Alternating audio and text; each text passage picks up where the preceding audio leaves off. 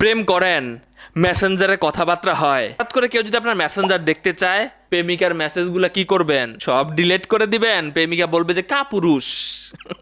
আপনার বাবাও তো দেখতে চাইতে পারে। ভিডিওটি শেয়ার দিয়ে রাখবেন, খুবই ইন্টারেস্টিং একটা ভিডিও। আপনি কিভাবে আপনার প্রিয়জনের আইডি মেসেঞ্জারে লুকিয়ে রাখবেন আজকে দেখাবো। এইখানেও দেখাবে না, আপনার অ্যাক্টিভ বক্সেও দেখাবে না।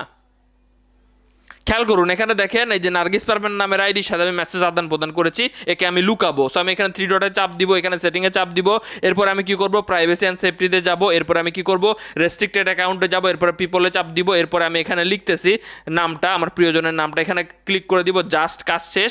এখন আপনারা দেখেন যে এখানে আর মেসেজ বক্সে কিন্তু তাকে দেখা যাচ্ছে না। দেখেন 2 নাম্বার লিস্টে ছিল, এখন কিন্তু নাই। তাকে আপনি লুকিয়ে ফেলেছেন।